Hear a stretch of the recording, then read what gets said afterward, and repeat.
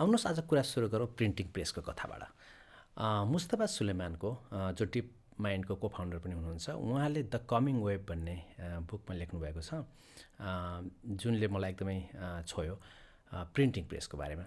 सन् 1440तिर जब गुटेनबर्गले प्रिन्टिङ प्रेसको आविष्कार गरे, त्यति बेला कसैले सोचेको थिएन कि टेक्नोलोजीले दुनियाँलाई कसरी बदल्नेछ। सुरुमा लाग्यो बाइबल चाहिँ अब सबै मानिसको हातमा पुग्यो, चर्चहरूको मोनोपोली टुट्यो। तर त्यससँगै के भयो?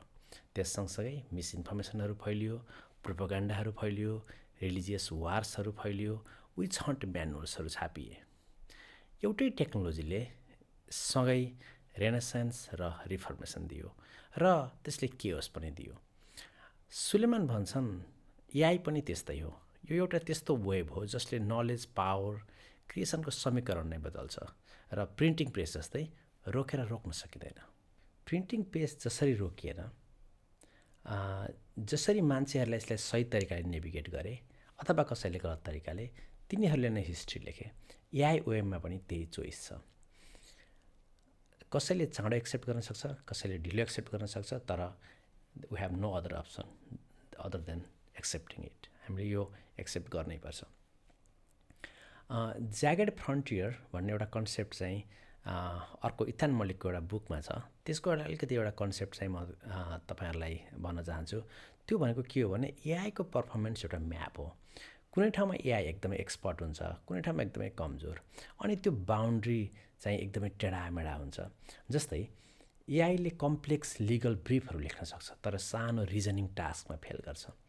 एआईले हजारौँ पेजेसहरू पढ्न सक्छ, तर कुन पेज चाहिँ महत्त्वपूर्ण हो भनेर जजमेन्ट गर्न सक्दैन। र म जस्ता ज्याक अफ अल ट्रेड्स र तपाईँ जस्ता पनि को लागि यो एउटा एज हो, किनभने हामीलाई मल्टिपल डोमेन्स छ, हामीले क्रस चेक गर्ने सामर्थ्य राख्छौँ, हामी कुनैमा ब्रिलियन्ट छौँ, तर कुनैमा हामीलाई थोरै कुरा मात्रै थाहा छ। हो, त्यही नै हाम्रो एज हो। एआई एभ्रिवेयर एक्सपर्ट होइन, एआई एभ्रिवेयर युजफुल हो। तिम्रो काममा जहाँ युजफुल छ त्यहाँ युज गर्नु पऱ्यो, तर जज गर्नु पऱ्यो। Think about this as a calculator. अहिले म सधैँ क्यालकुलेटर लिएर हिँड्छु, तर 2 र 2 जोड्नु पऱ्यो भने म क्यालकुलेटर युज गर्दिनँ। तर 259लाई 375ले मल्टिप्लाई गर्नु पऱ्यो भने म क्यालकुलेटर युज गर्छु। सुलेमान लेख्छन् यो वेबमा 2 किसिमका मान्छे हुन्छन्। पहिलो जसले वेब देख्छ, डराउँछ र किनारामा बस्छ, र दोस्रो जसले वेब देख्छ, बुझ्छ र सर्फ गर्न सिक्छ, र सर्फ गर्नेले अब रमाउन थाल्छ। म ज्याक अफ अल ट्रेड्स भएर नेचुरली सेकेन्ड टाइप हुन सक्छु। सर्फ गर्न डेप्थ चाहिँदैन, ब्यालेन्स चाहिन्छ, अनि ब्यालेन्स त्यो जेनरलिस्टको स्पेसिलिटी हो। र तपाईँ चाहिँ के गर्न चाहनुहुन्छ? सर्फ गर्न चाहनुहुन्छ अथवा छेउमा बसेर हेरिरहन चाहनुहुन्छ त्यो सुन्दर वेबहरू? यो किताब को इन्टेलिजेन्स भन्ने इथान मलिकको जुनमा चाहिँ डिफ्रेन्ट च्याप्टरहरू छ, र त्यो च्याप्टरहरूलाई चाहिँ अब हामी थोरै अब नेक्स्ट सेक्सनमा चाहिँ हामी एक्सप्लोर गर्नेछौँ। इथान मलिक वाटन स्कुलका प्रोफेसरले एउटा बुक लेख्नुभएको छ, को इन्टेलिजेन्स। त्यसमा उहाँले एउटा कथा भन्नुहुन्छ क्यालकुलेटरको बारेमा। सन् 1970तिर जब पकेट क्यालकुलेटर आएको थियो, एकाउन्टेन्ट्स, म्याथमेटिसियन्स, इन्जिनियर सबैले ठाने कि हाम्रो जागिर गयो, किनभने कम्प्युटेसन नै तिनीहरूको कोर काम थियो। तर भयो चाहिँ के त? वास्तवमा के भयो? क्यालकुलेटरले काम खोसेन, प्रोफेसन बदलियो। एकाउन्टेन्ट हुनुको मतलब फेरियो।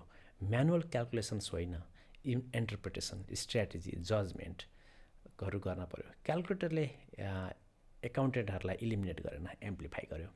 मलिकको बुकमा एउटा यस्तो स्ट्रक्चर छ जुन चाहिँ मलाई एकदम प्र्याक्टिकल लाग्यो। पहिलो हेरौँ एआई एज अ पर्सन। एआईलाई तपाईँले एउटा टुलको रूपमा जस्तो गरेर प्रयोग गर्ने होइन, एआईलाई तपाईँले एउटा मानिसको रूपमा हेर्नुहोस्। त्यो भयो भने चाहिँ बढी प्रोडक्टिभ हुन्छ। जस्तै कि मानिससँग कुरा गर्दा हामीले के गर्छौँ? नेचुरली कन्टेक्स्ट दिन्छौँ, ब्याकग्राउन्ड दिन्छौँ, हाम्रो साझा सोचाइ कस्तो छ त भनेर सोध्छौँ, र तर टुलसँग त्यस्तो गरिँदैन। त्यसैले एआईले पनि कन्टेक्स्ट नबुझिकन रिप्लाई गर्दाखेरि बुझ्दैन। So give them the context. जस्तो एउटा इक्जाम्पल, मैले एउटा पडकास्ट गर्नु पऱ्यो, यस्तो खाले एउटा मलाई लेखेर दे भन्नु, र म चाहिँ एउटा जर्नलिस्ट हुँ, म चाहिँ जर्नलिस्टको बारेमा पडकास्ट गर्न चाहन्छु, मेरो अडियन्सहरू यस्तो यस्तो हुनुहुन्छ, मलाई सर्टेन बुकहरू मनपर्छ, त्यो बुकको कन्टेक्स्टहरू लिएर घर भनेर भन्यो भने त्यसको जुन एउटा रिप्लाई आउँछ त्यो चाहिँ रात र दिनको फरक पर्छ। मलिकको सबैभन्दा इम्पोर्टेन्ट रुल चाहिँ always bring yourself to AI. तिम्रो स्टोरिज, तिम्रो फेलर्स, तिम्रो युनिक पर्सपेक्टिभ्स त्यो सबै एआईसँग मिक्स भयो भने बल्ल त्यसको आउटपुट चाहिँ एक्स्ट्रा अर्डिनरी हुन्छ, नत्र it will be too generic. अब अर्को लेन्स छ AI as a creative. AI र ह्युमन क्रिएटरले सँगै काम गर्दा एउटा क्रिएटिभ कम्प्रेसन हुन्छ। तिमीले आइडिया दिन्छौ, एआईले एक्सप्लोर गर्छ, तिमी छान्छौ, रिफाइन गर्छौ, आइडिया अपरेट गर्छौ। पहिला घन्टौँ लाग्ने कुरा अब चाहिँ मिनटमै हुन्छ। ज्याक अफ अल ट्रेड्सको लागि चाहिँ यो एकदमै पावरफुल हुन्छ।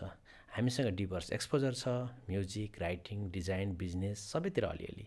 तर त्यो डिभर्स ब्याकग्राउन्ड एआईसँग जोडिँदा भने हाम्रो क्रिएटिभ आउटपुट भने चाहिँ एकदमै अनएक्सपेक्टेड डिरेक्सन्सहरूमा जान्छ। अर्को लेन्स छ एआई एज अ कोवर्कर। मलिकको सबैभन्दा पावरफुल लेन्स चाहिँ मलाई यो लाग्छ, एआई एज अ कोवर्कर। उहाँले वाटनको स्टुडेन्ट्सहरू र प्रोफेसरहरूसँग एउटा रिसर्च गर्नुभयो, एआई नहालिकन र एआई युज गरेर उहाँले एक्सपेरिमेन्ट गर्नु र त्यसको फाइन्डिङ्स एआईसँग काम गरेका प्रोफेसर्सहरूले कन्सिस्टेन्टली बेटर आउटपुट दिए। एआईले कुन टास्कमा सबभन्दा बढी मद्दत गर्यो? Writing, analysis, brainstorming. कुनमा कम? लिभिङ एक्सपिरियन्स, इमोसनल जजमेन्ट र कन्टेक्स्चुअल कमन सेन्स। यो ज्याक अफ अल ट्रेड्सको लागि एआई एज अ कोवर्कर चाहिँ एकदमै फिट छ, किनभने हामी अलरेडी जर्नलिस्ट वर्कफ्लो गर्छौँ। एउटा प्रोजेक्टमा मल्टिपल ह्याट्स लगाउँछौँ। एआईले त्यो हरेक ह्याटको साथी हुन्छ, researcher, writer, analyst, sounding board सबै एउटै सबैसँगै। अर्को लेन्स भनेको चाहिँ एआई एज अ ट्युटर। मलिकको अर्को पावरफुल च्याप्टर हो एआई एज ट्युटर। उहाँले ब्लुमको 2 सिग्मा प्रब्लमको बारेमा चाहिँ रिफरेन्स गर्नुभएको छ। 1984मा बेन्जामिन ब्लुमले प्रुभ गर्नुभयो कि एउटा स्टुडेन्ट्सले एकजना निजी ट्युटर पायो भने त्यो स्टुडेन्ट क्लासरुमको टप 2% जस्तै पर्फर्म गर्छ। तर समस्या सबैलाई पर्सनल ट्युटर अफोर्ड गर्न सक्दैन। सो एआईले त्यो कुरालाई चाहिँ डेमोक्रेटाइज गर्यो। एआई तिम्रो पेसमा सिकाउँछ, तिम्रो अब गुरुकुल छ, तिमी आफ्नो एउटा तिम्रो लेभलमा एक्सप्लेन गर्छ र उसले कहिल्यै थाक्दैन, त्यो कहिल्यै टायर्ड हुँदैन।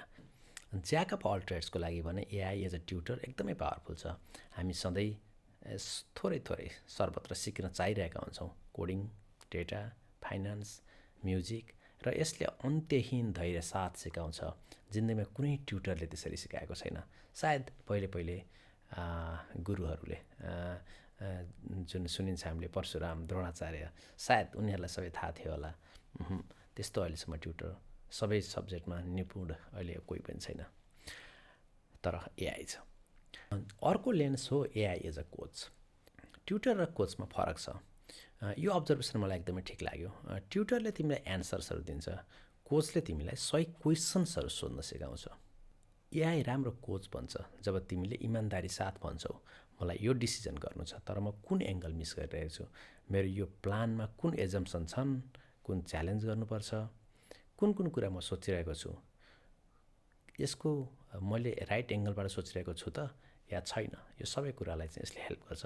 एआईको कोचिङ मोडले तिमीलाई आफ्नै ब्लाइन्ड स्पट्सहरू देखाउँछ। ज्याक अफ अल ट्रेड्सको लागि यो एकदमै ठुलो भ्यालु हो, किनभने हामी ब्रेडथको लागि काम गर्दा डेप्थ मिस गर्छौँ र एआई कोचले त्यो ग्यापलाई देखाउँछ। अर्को लेन्स छ AI is the future. So मलिकले फ्युचरको रूपमा 4वटा डिफ्रेन्ट सिनेरियोहरू दिनुभएको छ र त्यो चाहिँ एकदमै थट प्रोभोकिङ च्याप्टर हो। फ्युचरमा के हुन्छ त?